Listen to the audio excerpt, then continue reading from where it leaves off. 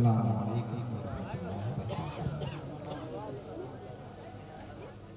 शजर की शाखें को तराशूं, कलम तौबा की मालिका में लाऊं, बहादुर रोशनाई का समंदर, वहूर इश्क में अश्कों का दरिया।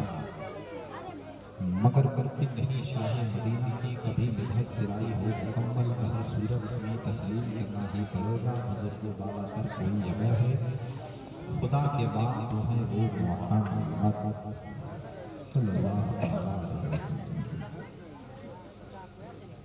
या मोहम्मद मोहम्मद मैं कहता रहा, नूर से मोतियों की लड़ी बन गई, आयतों से मिलाता रहा, यकीन फिर जो देखा था बातें नबी बन गई। जान में आती है जान, नबी कहने से मुश्किलें होती हैं आसान, नबी कहने से या नबी कह के जरा देखिए दाएं बाएं, कौन होता है परेशान नबी कहने से। बचपनी आ गया ईमान नबी बोलते हैं, कुफ्र में चाक गरीबान नबी बोलते हैं, फसहा आए फसाहत की बलाई ले ले, मर मिटे सारा बरादान नबी बोलते हैं। तुलजुमे सौतो सुखद मार रहा है ठाठे, मांग लो लूलुओ मर जान नबी बोलते हैं। दुरूद शरीफ पढ़ने की रहमतें और बरकतें हासिल करें। अल्लाह मुहम्मद सल्लल्लाहु अलैहि वसल्लम नहनु इबादु मुहम्मद सल्लल्लाहु अलैहि वसल्लम। जब दुरूद शरीफ पढ़ने के लिए कहा जाए तो खामोश मत रहा कीजिए, दुरूद शरीफ को हिर्ज़े जान माना कीजिए। हिर्ज़े जान का मतलब ये है कि उठते बैठते खाते पीते सोते जागते चलते फिरते दुरूद शरीफ को वजीफा माना कीजिए। दुरूद शरीफ हमेशा पढ़ा कीजिए, इसलिए कि कायनात के तमाम तर नेमतों से सरफराजियत की सनद हासिल करने का वाहिद तरीका यही है, वाहिद रास्ता यही है कि आप दुरूद शरीफ हमेशा पढ़ा करें।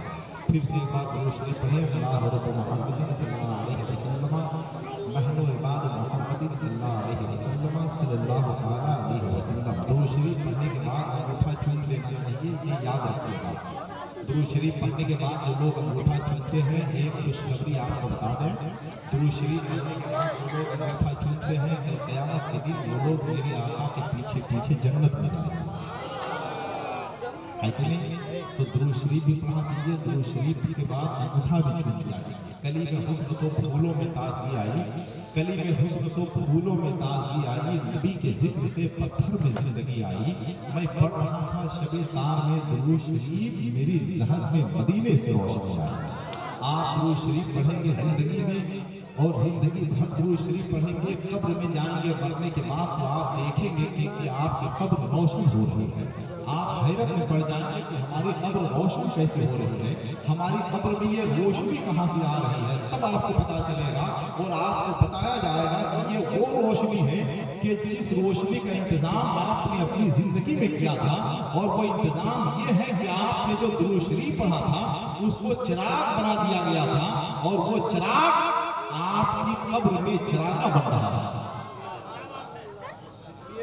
दुरूद शरीफ पढ़ा कीजिए, दुरूद शरीफ को हिर्ज़े जान माना लीजिए। मैं हमारे बाद आपको पेश करता हूँ और मेरे अजीज जनाबे नकीब अहले सुन्नत जनाबे अख्तर सानी की निज़ामत की दीवार में मैं दरार की सूरत दाखिल हुआ।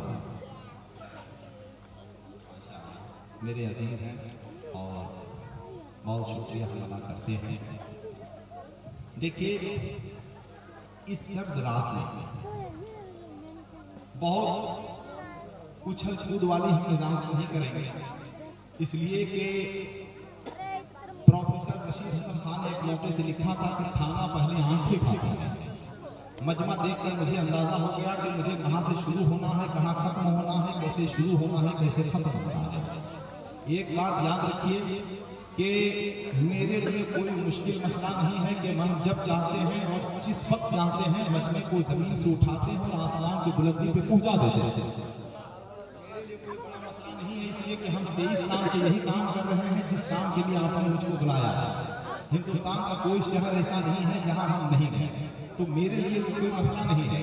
मसला ये है कि आप इस सर्द रात में जो आए हैं, इस सर्द और ठंडी रात में जो आप यहाँ पे आए हैं जलसा सुनने के लिए, तो जाहिर सी बात है कि आप यहाँ कुछ हासिल करने के लिए आए हैं, कुछ यहाँ लेने के लिए आए हैं, कोई इबरत आप हासिल करने के लिए आए हैं, कोई पैगाम लेने के लिए आए हैं। और अगर आप उसमें नाकाम हो गए तो यकीनन ये हमारी भी कम नसीबी है और आपकी भी कम नसीबी है। आप किसी शायर की मोहब्बत में नहीं आए हैं, आप मोहब्बत में नहीं आए हैं, आप किसी शायर की मोहब्बत में नहीं आए हैं। आप अगर यहाँ आए हैं तो अपने नबी की मोहब्बत में आए हैं। आप अगर यहाँ आए हैं तो करबला वालों की मोहब्बत में आए हैं। आप अगर यहाँ आए हैं तो बुजुर्गों की मोहब्बत में आए हैं।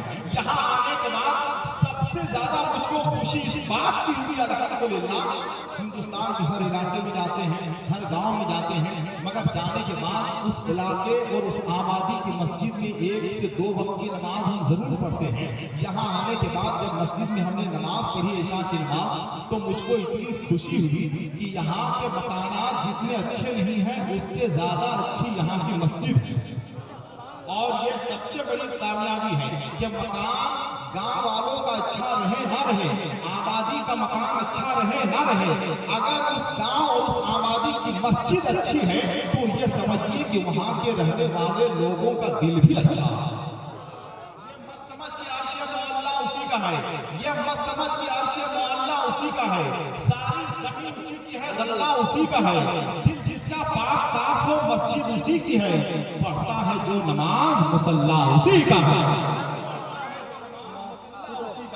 तो हम इस गांव के रहने वाले लोगों की खिदमत में मुबारकबाद पेश करेंगे, हदिया तबरीक पेश करेंगे और उन्हें मुबारकबाद और हदिया तबरीक के साथ साथ उनका हम इस्तकबाल करेंगे। उन्होंने इतनी अच्छी मस्जिद बनाई, इतनी शानदार मस्जिद बनाई। हाँ, एक बात और सुन लीजिए, अब अगर मस्जिद अच्छी बन गई है, अगर मस्जिद में लोग अच्छे शामिल हो गए हैं, तो हम ये जरूरी समझते हैं कि पूरे गांव में इत्तेफाक है, पूरे गांव में आपस में मिलजुल के रहने का हौसला रहे और जज्बा बाकी रहे।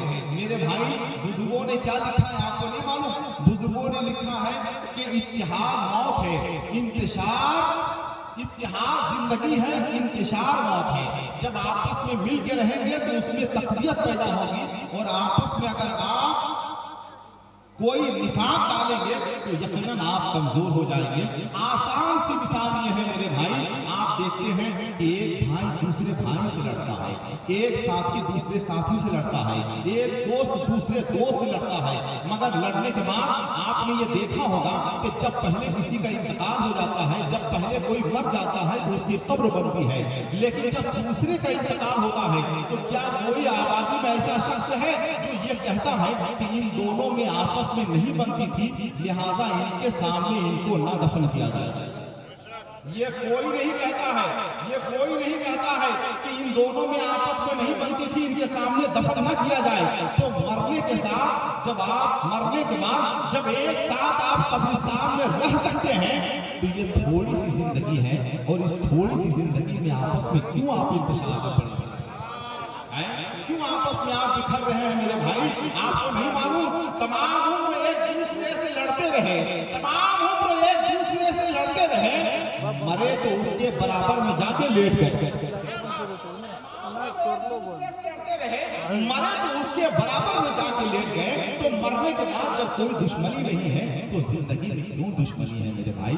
आइए हम इंशाअल्लाह इस सिलसिले को और भी आगे बढ़ाएंगे, और हम इंशाअल्लाह कोशिश करेंगे कि ऐसे ऐसे पैगाम आपके दरमियान हम पेश करें कि आप लोग आपस में मिल के रहने पर मजबूर हो जाएं। आइए हम यहाँ से जलसे का आगाज करते हैं। अगर सब लोग तैयार हो चुके हैं और सब लोग अपने आप को तैयार कर चुके हैं, तो हम गुजारिश करेंगे कि आइए पूरी जिंदगी के साथ, क्योंकि आपके जलसे में इतने बड़े बड़े लोग आए हुए हैं और ऐलान भी इस सिलसिले में हो चुका है, मज़ीद ऐलान की जरूरत नहीं है, बहुत बड़े लोग आए हुए हैं। इंशाअल्लाह वो सब लोग धीरे धीरे आ जाएंगे। जो लोग अभी तक नहीं आए हैं, हम उनसे गुजारिश करेंगे कि चाहे वो दुकान में हो, मकान में हो, चौक पे हो, चौराहे पे हो, जितनी जल्द हो सके वो आने की कोशिश करें। अब अगर आपकी इजाजत है तो हम यहाँ से 2 शेर आपको सुनाएं, मगर आप